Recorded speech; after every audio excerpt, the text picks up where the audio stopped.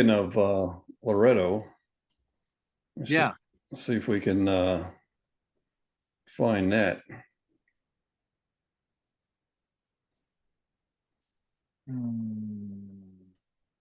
Where is the Nottawasaga River? Oh, I'd have to follow the Hockley Road from Hockley Village. Yeah. It's in that forested area there. You can see the river. Oh, here it is right here. Yeah, there it is, the Telltale Ski Trails. Yeah. All right. Well, let me go over to my other map. Well, I got a little bit more exaggerated. Yeah, I was quite involved. I remember working there one winter making snow and no slope grooming machine. The thing broke down and I don't know what I did, but it was just a very frustrating winter.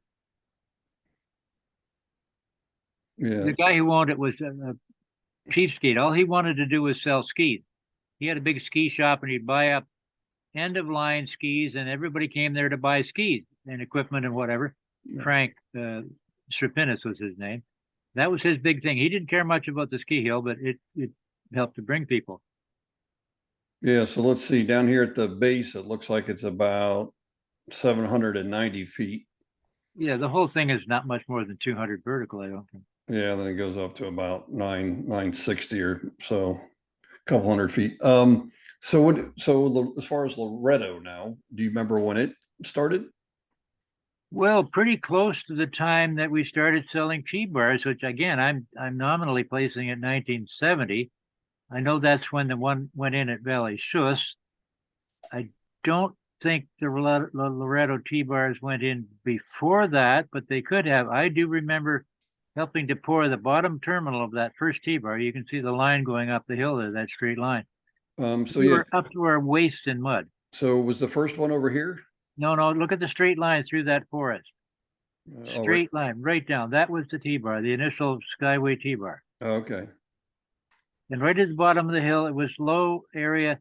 We dug a hole, formed it up to try and pour concrete in it, and it just more or less filled up with water. I can remember one night, well after dark, lights from cars and whatnot, and concrete being poured outside the friggin' footings just to keep the footings standing so we could pour inside the footing. It was crazy. Yeah. Did they have more than one lift? Yeah, they had that one for a few years, and then Dad sold them another T-bar off to the right. That other big wide open trail, there was a T-bar that went right down the far side of that. You can't see the line, right? Not that trail, the one that goes straight up and down. Let me. No, way back. See where the pond is? Yep. Well, from just near the pond, straight up that wide trail. No, keep to the right. Yeah, straight up. No, keep to the right. Keep to the right. From the pond. Okay, you're on the trail, the ski trail, and on the right side of that, the west side, the ski lift went right up that straight line of forest, right up to the top. That was it. Up A little higher, somewhat easier to ski on trail. And the one off to the right, I don't remember much about it, but I was probably on it. I don't know that I ever skied there. I might have skied there. I did a little bit of skiing. Again, this is a steep hill, and to get up it, like the farmer, way down to the bottom right of the corner of your map is where the farmhouse was.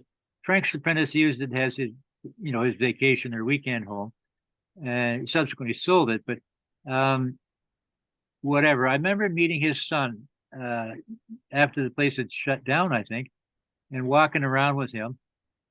Again, I mean, I'm digressing here. But they essentially had bought two T-bars from you guys. Yep. So one was over here. I know it's a little distorted. Yep. And then the other one you're saying was over here somewhere? Right up there, yep. Okay. Did they ever have any snowmaking?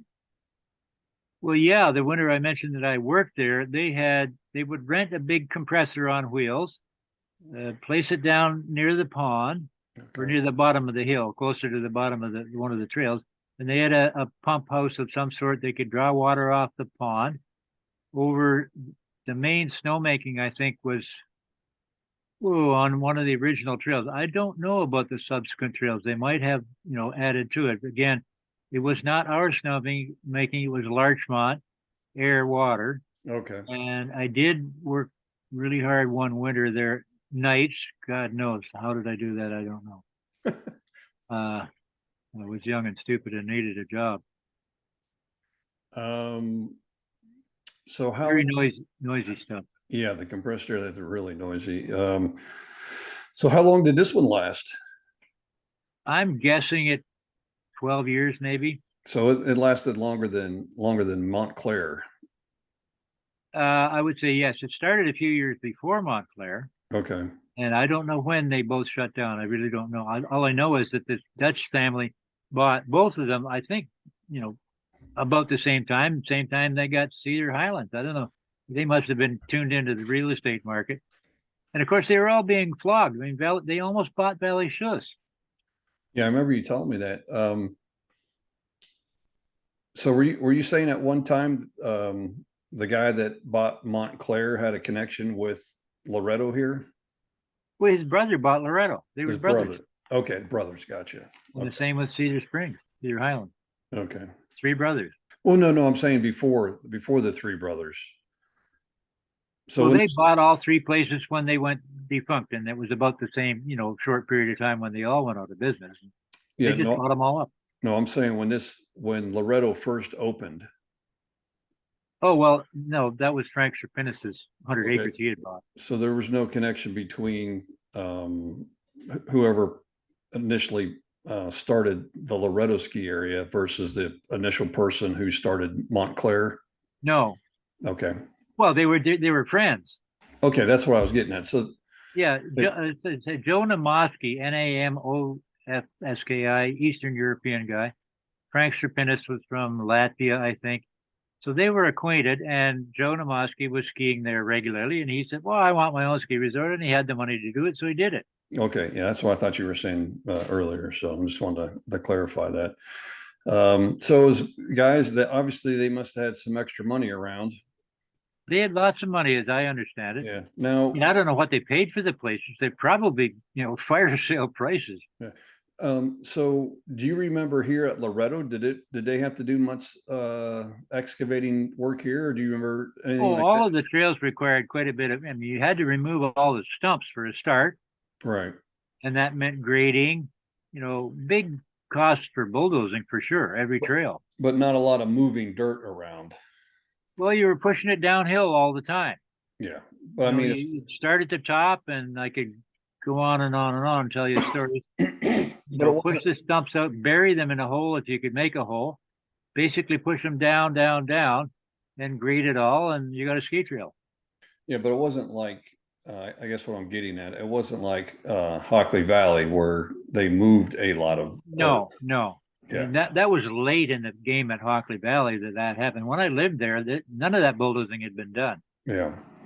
That's something I forgot to ask you the other time. So when Hockley Valley did that excavating, so did it put like a couple 100 feet or another 100 feet on their vertical drop? I don't think it would have put 100 feet. There was a kind of a nice hill, and then it flattened out a little bit, and then a nice hill a little bit more above that. But I'd have to be on the site to tell you. But there was a massive amount of earth moving done in order to create what they have there now. Yeah. God knows how much. I'll bet you hundreds of thousands of dollars worth of earth moving. Right. But again, to make the place go as a conference center, which at the time I think they were doing that, you had to have a place for a chairlift, and the little hill wasn't great for a chairlift. I don't even know if they ever put a chairlift on the T-bar hills, but the second T-bar, which was bigger, it's more or less where the chairlifts are now. But one of them is diverts, goes down to the chalet. So it's very expensive business to develop. Right.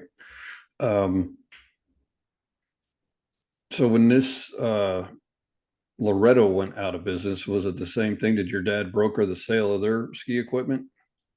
Uh, Probably, but I wouldn't say for sure. Okay. I mean, I was, backing out of that business at the time. Gotcha. Okay. Is there anything else you can think of with Loretto for his? Well, I could tell you lots of stories. That series of fields with lines in them, right there on the upper part of your picture, That was a huge piece of flat, sandy land that was used for growing Christmas trees and various other things. It was owned Okay. by a tree growing business up near Alliston. Anyway, it's not to do with skiing. Yeah. But to get to the top of the ski hill, put the at Whittington, we had to drive through that huge area of farmland with ready mix trucks to the top of the hill and then go downhill to pump the concrete off the truck. It was pretty hairy stuff. I mean, a lot of guys would not drive a ready mix truck down that hill. I can, yeah. They had to be kind of crazy. Yeah. Have good brakes at least.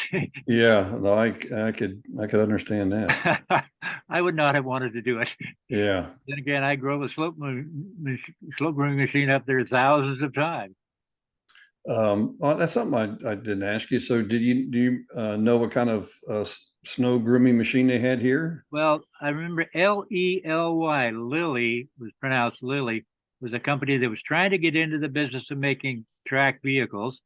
I don't think they sold very many, but Frank was really chintzy with his money. So he bought a Lily. I think he regretted it because the one winter I worked there, which might have been the second or third year the thing was there, it broke down right away early in the winter. He never had the money or wanted to spend the money to fix it up. I remember taking it to Aspen. Somehow I talked him into shipping it over to Aspen when I lived there, trying to fix it in the shop that Doug Frid built, and then taking it back. But I don't remember it ever working well. I remember trying to make snow with skidoos. We had a couple little skidoos. We did everything with skidoos. And Okay. God knows the grooming must have been really poor quality. But Um, the Lily was a crap machine. yeah. Was this area basically down here where the chalet was? Well, that was where my rope tow was near the bottom, that open field there. I built Okay. a rope, no, not that way, off to the right. Yeah, up there. But again, later on, they bought another cable tow and way off to the left beyond the chalet. The time I went there, after I guess Frank may have still been there, but his son was living in the chalet and was Frank. His son was actually born at the time it was started, but I remember talking to his son, and yes, they had a nice cable tow. I had nothing to do with that, but I thought, oh, that's better than the rope tow. As far as I know, that rope tow I built is still sitting there rusting into the ground at the bottom of the hill. Okay.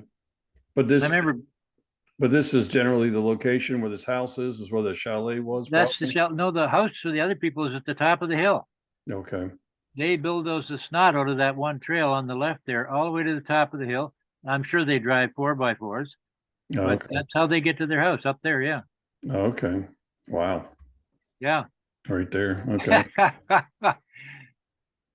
I've never been near their house, although I did go and look at the T-bar once after they had built it. And I didn't even know who they were, but I knew they were not, Frank. But I remember walking up that T-bar thinking, boy, I'd like to buy this T-bar and do something with it, but it was never a very practical idea. Right. I wasn't famous for practicality. Well, that's very interesting. That is a one heck of a driveway though going up here. Yeah. Well, it wound around a little bit. There's a couple, Yeah. curves in it. But again, if you got enough money and, can do the bulldozing, why not get it at the top of the hill where you got a view? Yeah. Wow. So this Loretto lasted a little bit longer than Montclair. Oh yeah, I would guess Okay. maybe twice as long, possibly. Okay. All right.